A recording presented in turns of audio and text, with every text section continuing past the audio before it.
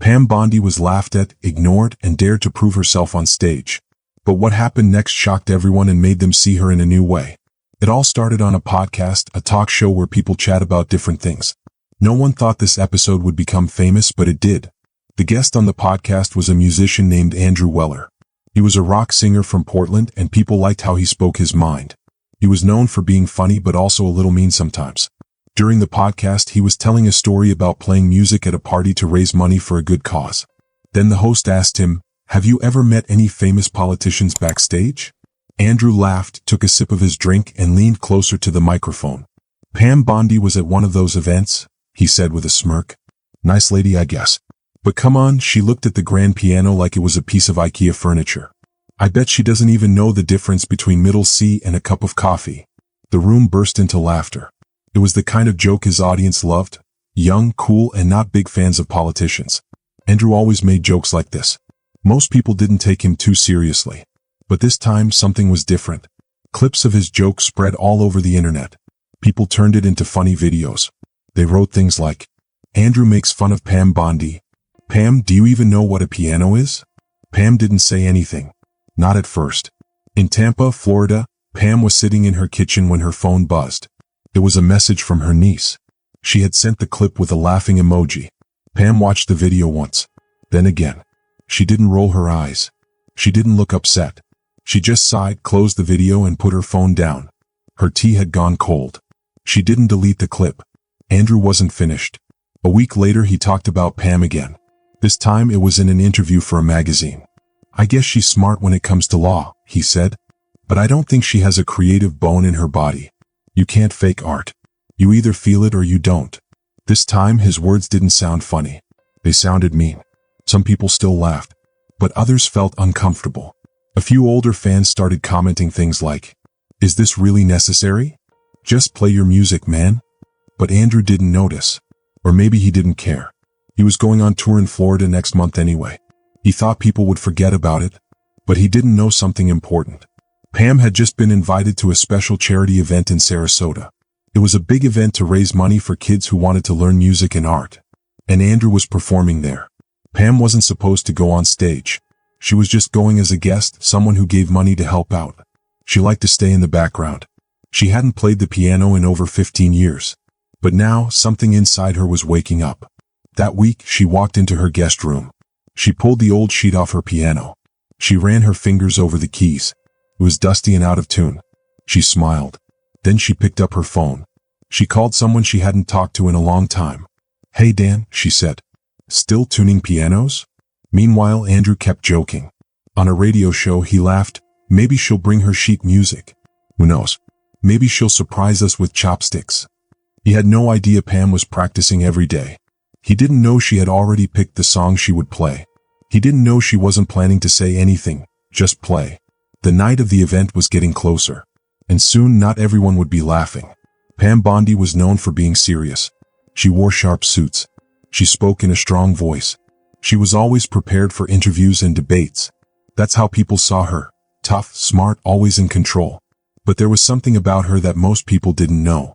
Before law school, before politics, before she was on TV, there was music. Pam grew up in Dunedin, Florida. Her dad was the fire chief. Her mom taught Sunday school and played the piano at church. Every Thursday, Pam would walk to her piano teacher's house. Her teacher was Mrs. Donatelli. She had an old piano in her living room, near shelves full of books. Pam was 8 years old when she first touched the keys. She was 10 when she fell in love with Chopin, a famous piano composer. Mrs. Donatelli was strict. If Pam slouched, she tapped the piano bench with a ruler. "Feel the music," she'd say. "Don't just press the notes. Tell the truth." By 15, Pam could play entire songs from memory. At 16, she entered a big piano contest. She almost won. But in the middle of a song, she froze. She couldn't finish. The room was silent as she stood up and walked off the stage. She didn't cry. She just took the contest program and folded it into a small square. She kept it in her wallet for years. After that, life got busy. Her parents split up. College came fast. Music got quieter inside her. She became a lawyer. She told herself she'd come back to the piano someday. But life never slowed down. Years passed. She worked long hours. She spoke at press conferences. She was in courtrooms and on TV. Her piano sat in her guest room covered in dust. No one ever asked about it, except for one person. His name was Grant Hallberg. He worked with her as a prosecutor. He was younger than her and quiet. One night in 2007 they were working late. Grant saw something sticking out of Pam's briefcase. It was sheet music. "You play?" he asked. "Used to," she said. "What song?" She hesitated. "Nocturne in C-sharp minor." Grant raised his eyebrows. "That's a hard piece." Pam nodded and went back to eating her takeout food. A few weeks later, on her birthday, Grant left a small envelope on her desk. Inside was a music sheet. It was the first few notes of Nocturne in C-sharp minor. On a yellow sticky note he had written, "Don't wait forever." 5 months later, Grant died. A brain aneurysm. No warning. Pam never threw away that note. And now, years later, when her niece sent her that clip of Andrew Weller joking about her piano skills, Pam didn't just hear a joke. She felt something else. It was the same feeling she had when she walked off stage at 16. That sting. That quiet push. She wasn't mad. She wasn't embarrassed. She was remembering. By the time the Sarasota charity event arrived, she was ready. Pam had been practicing every night for almost 4 weeks. At first, her hands felt stiff and slow. But after a while, her fingers remembered how to move on the piano, faster than she thought they would. She didn't tell anyone about her practice. She kept the lights low, didn't record anything, and played only for herself.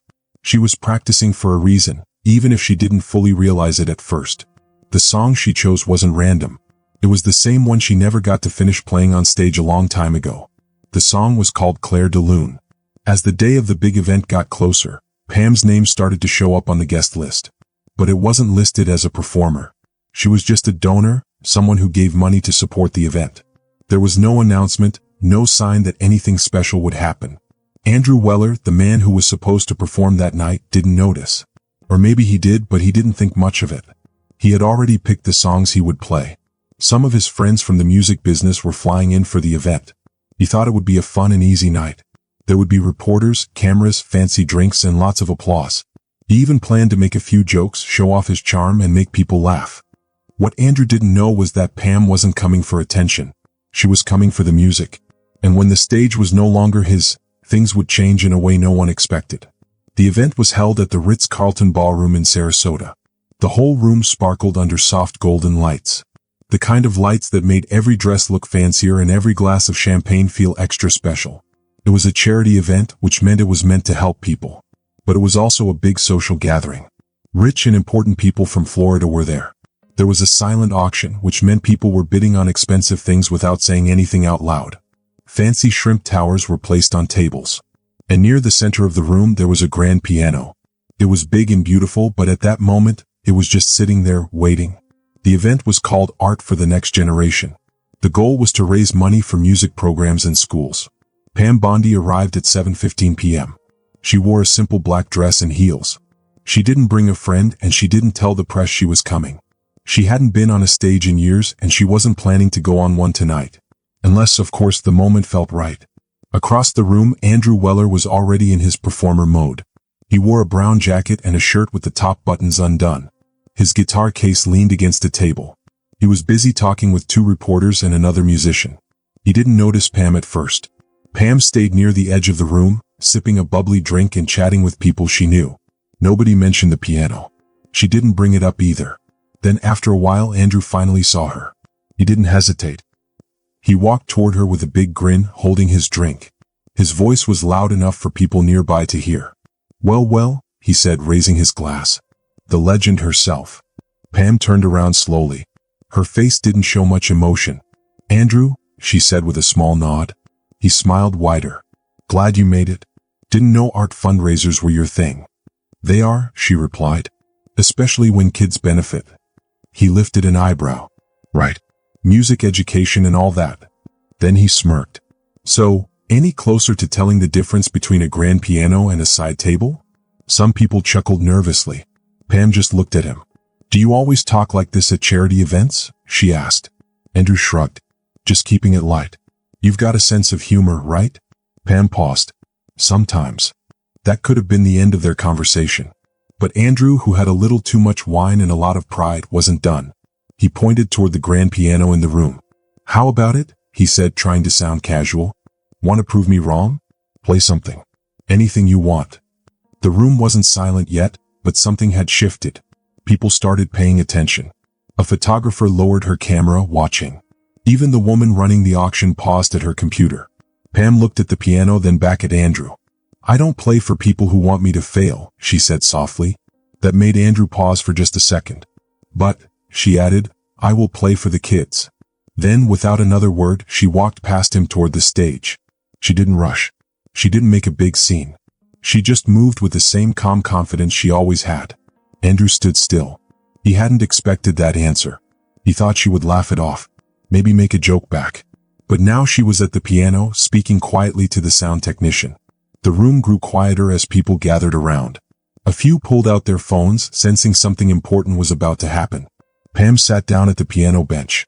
She adjusted it slightly and placed her hands in her lap. She didn't look at the crowd. She didn't speak.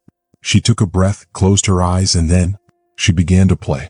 The first notes of Clair de Lune floated through the air, soft as a whisper.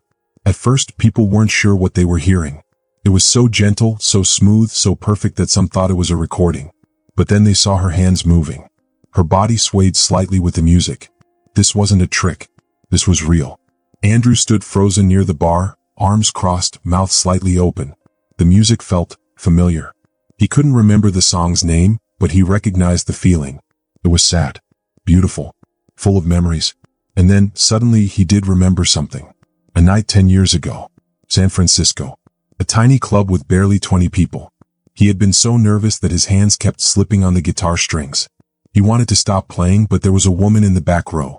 She had been swaying to the music, smiling, like she could hear something no one else could. He hadn't felt that exposed in years. Not until now. Pam's fingers moved effortlessly over the keys. She wasn't rushing. She wasn't showing off. She was just playing, as if she were in a world of her own.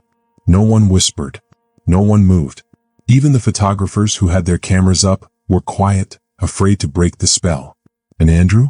For the first time in a long time, he felt something strange. Something he didn't like. Uncertainty. Pam reached the last part of the song. The music slowed. The final note lingered in the air, long and soft, before fading into silence. She opened her eyes. Just for a second. Then quietly she closed the lid of the piano. She didn't bow. She didn't wave. She simply stood, gave a small nod to the technician, and stepped off the stage. For 10 full seconds no one moved. Then all at once the applause began. It wasn't forced. It wasn't polite. It grew louder and louder, filling the room. A few people stood. Then more. Then almost everyone. It wasn't about politics. It wasn't about proving a point. It was about being wrong in the most elegant way possible. Pam didn't smile. She didn't need to. She quietly went back to her seat and sipped her fizzy water. Andrew didn't go up to her. Not yet. He stayed at the back of the room, his hand on his chin, watching his friend. His friend whispered, "Are you okay?" Andrew blinked. I think I just got humbled." Andrew got on stage. He didn't look as confident as usual. He fixed his guitar strap, tapped the microphone, and said, "I'm gonna change my set list." Some people in the crowd chuckled. But Andrew didn't smile. "Before I play this next song, I want to say something," he said. "When I was younger, I thought I could look at someone and know right away if they had talent. If they had heart." He paused. "But I was wrong. I was too full of myself." He looked toward Pam. "And I owe someone an apology." The room went quiet again. Then Andrew started playing. He sang an old song, but this time it was different. No fancy effects. No looping sounds. Just his voice and his guitar. His voice was a little rough, but it was honest. When he finished, the crowd clapped, just like they had for Pam. Pam didn't clap. She just listened. And for her, that was enough. But the night wasn't over. And the world outside that ballroom was about to find out what happened inside it. By the time the sun rose, videos of Pam at the piano were everywhere on the internet. One video, filmed from behind a table covered in wine glasses, had already been watched over 1 million times. The caption said, "Pam Bondi just silenced a room with Debussy." People online had a lot to say. Some people were amazed. One person wrote, "I did not expect to see Pam Bondi playing Clair de Lune in 2025, but here we are." Another said, "Say what you want about her politics, but that was beautiful. Pure, raw talent." But not everyone believed it. Some people thought it was fake. "No way she just played that out of nowhere," someone tweeted. This has to be a PR stunt. What's next? DeSantis breakdancing? But even the doubters couldn't stop something bigger from happening. People were curious. They were fascinated. They couldn't believe that someone they thought they knew, someone they had judged, had this quiet, graceful talent. Andrew didn't post anything on social media. No tweets. No Instagram stories. No sarcastic jokes. Instead, he sat alone in his hotel room in Sarasota. His guitar was on his lap. But he wasn't playing. No lyrics came to him. No chords. Just a feeling in his chest that he couldn't explain. He kept replaying the moment in his head. Pam's hands on the piano. The weight of every note she played. The way the whole room had held its breath. It wasn't just that she was good. It was something deeper. She played like she understood something. Like she didn't need anyone's approval. Like the music itself was enough. He thought back to something an old music teacher once told him. Real musicians don't play to be understood. They play because they understand something no one else can say out loud. For the first time in years, that actually made sense to Andrew. The next day Pam went home. She greeted her dog, watered her plants, and went back to her normal life. She didn't do interviews. She turned down an invite to Good Morning America. She ignored a podcast request from NPR. Even when a big music magazine wanted to write a story about her called The Secret Virtuoso, she said no. She didn't want to be a headline. She didn't want to be a symbol. She had already said everything she needed to say, and she had said it through music. But there was one message she did answer. It was from a 16-year-old girl in Arizona. The girl wrote, "I don't really care about politics, but I've been scared to take piano lessons because I'm not very good. But after watching you play, I think I'll try anyway." Pam read the message for a long time. Then she wrote back 2 simple sentences. "Thank you. And remember, the key is not to be perfect. Just be honest." That night Andrew did post something. It wasn't flashy. It wasn't dramatic. It was just a picture. A blank notebook. His guitar rests beside it. The caption, "Starting over." Some of his followers didn't like it. They called him soft. Others respected him for it. They thanked him for showing humility. But the biggest change wasn't online. It was inside him. A few weeks later, Andrew performed again. This time it wasn't in a big fancy venue. No band. Just him, a stool, and his guitar. Halfway through the show he paused. "I learned something recently," he told the crowd. "Sometimes we're so busy tearing people down that we forget they're real people. And sometimes they have more to say than we ever gave them credit for." Then he did something unexpected. He walked over to an old upright piano, cracked his knuckles, and played Clair de Lune. Very badly. Really, really badly. He stopped after a few notes and laughed. Okay, I'm no Pam," he said, grinning. The audience laughed too. And in that moment something real happened. Not just between 2 people, but between noise and meaning. Between mockery and grace. By the end of the week, the video of Andrew at the piano had gone viral. It was on CBS News. Rolling Stone wrote about it. Even The Tonight Show mentioned it. But this time, the story wasn't about Pam as a politician. It was about something much bigger. It was about being wrong, and then being corrected. Not with anger. Not with shouting. But with dignity. One of the most shared comments on the video was from a man in Iowa. He wrote, "I've disagreed with her on almost everything. But that was stunning. I feel small for ever thinking she was just a headline." Another person, a 22-year-old from Los Angeles, wrote, "It wasn't about right or left. It was about seeing someone fully, for the first time." And that's what stuck. The realization that we all judge people too quickly. Especially famous people. We turn them into a single idea. A tweet. A news clip. But Pam reminded everyone that real people don't fit into sound bites. She had been underestimated. Mocked. But she didn't fight back with words. She just played her music. And it spoke for itself. Pam stayed quiet. She didn't make a big speech. She didn't try to explain herself. She didn't need to. Her silence was louder than any press release. As for Andrew, he didn't do any big interviews either. But he did share one more post that week. A picture of an old piano in a small studio. The caption? "Lessons resume Monday." He had signed up for piano lessons in Gainesville. He was tired of pretending he knew it all. Some people thought it was just for PR. Others saw it for what it was. Growth. And no one could deny that something had changed. Not just in Andrew. Not just in Pam. But in how people talked about them. For a few days the world stopped shouting. And started listening. Before she started playing she took a deep breath. Her hands were still, waiting for the right moment. The crowd at first was just watching, maybe even laughing a little. But slowly something changed. They weren't just amused anymore. They felt something deeper. A comment on YouTube put it best. This wasn't about proving anyone wrong. It was about something bigger. It was about a quiet, beautiful moment in a world that is often too loud. And that's why people loved it. Because it wasn't about politics. It wasn't even about talent. It was about something we all forget sometimes. We don't really know people until we see them for ourselves. People thought they knew Pam because of what they heard about her. But that night she didn't yell. She didn't argue. She just sat down and played the piano. And real beauty, true beauty, doesn't need to explain itself. It doesn't need to fight. It just exists. After that night, Pam went home to Tampa. She had her piano tuned and now it sounded warmer, clearer, better. She played in the evenings again.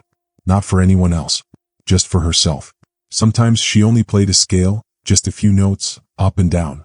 Sometimes she played the same small part of a song over and over again. She didn't need an audience. She didn't need applause. Because playing the piano was never about proving anything to anyone. That night in Sarasota, when she played in front of the crowd, she reminded people of something important. A person is always more than the stories told about them. But moments like this don't last unless people carry them forward. And this one did. It wasn't just another viral video that people forgot after a few days. This one stuck. People kept sharing it. Not just because Pam played beautifully, but because the moment felt real. And real life is rare. Especially when it shows up out of nowhere. It made people talk. About judging others, about making quick assumptions, about how easy it is to laugh at someone without really knowing them. Everyone saw the video in their own way. Some people thought about music. Some people thought about emotions. Some people thought about how we treat others. But no matter how they looked at it, they all learned the same thing. We assume too much. We listen too little. And we forget that everyone is carrying something we can't see. Pam never told anyone she played the piano. Not even when people made fun of her on TV. Not even when they called her names. Not because she was shy. Not because she was scared. But because she knew who she was. She didn't need to prove it to anyone. She didn't have to fight every time someone said something mean. And there is strength in that. On the other side of the story was Andrew. He was the one who misjudged Pam at first. He could have kept making fun of her. He could have laughed and moved on. A lot of people would have. But he didn't. He listened. He watched. And when he realized he had been wrong about her, he didn't hide from it. He let himself feel it. Not loudly. Not perfectly. But he changed. That kind of change doesn't go viral. It doesn't get millions of likes. But it matters. Because that's how people change. Quietly. Slowly. One step at a time. A few weeks later, Pam got a letter. Not an email. A real letter. It was written in big, uneven letters, like a child still learning to write. It was from a music teacher in Tennessee. The teacher had shown Pam's video to their class. The kids didn't just love the music. They understood what it meant. Afterward, the teacher asked them what they learned. One kid said, "She didn't yell. She just played." And that stuck with them. It stuck with the teacher too. Pam folded the letter carefully. She placed it in a drawer near her piano. She never wrote back. She didn't need to. Because that night in Sarasota, that moment, it was never about fame. It wasn't about proving anyone wrong. It wasn't even about her. It was about something much bigger. It was about showing the world what it looks like when someone knows exactly who they are. And doesn't let noise, mockery, or public opinion change that. We live in a world where people love to argue. Where calling someone out is fun. Where assumptions spread faster than the truth. Where it's easier to shout than to listen. But that night, people remembered something we all miss. We want something real. We want kindness. We want to be surprised. We want to see people for who they really are. You don't have to like someone to see their talent. You don't have to agree with someone to respect them. And you don't have to fight back. When you can let your actions speak for themselves. Pam never asked for applause. She just played. And maybe that's the real lesson here. Don't speak unless it adds something good. Don't fight unless it truly matters. And most importantly, never assume you know someone just because you heard a story about them. Because one day you might find yourself in a room, thinking you are in control, only to watch someone you underestimated sit down at a piano and change everything, without raising their voice, without asking for permission, just by being exactly who they are. If this story made you feel something, take a moment to think about someone you may have judged too quickly. Maybe it's time to see them again, with new eyes. And if there's something you love to do, something you've been afraid to share with the world, maybe it's time to share it anyway, because you never know whose heart you might change. If you enjoyed this story, I'd love to hear your thoughts. Drop a comment below and let me know what you think. Don't forget to hit that subscribe button for more exciting stories filled with adventure, mystery, and unforgettable moments. Your support means the world. It keeps these stories coming and the creativity flowing. Thanks for watching, and I can't wait to see you in the next video.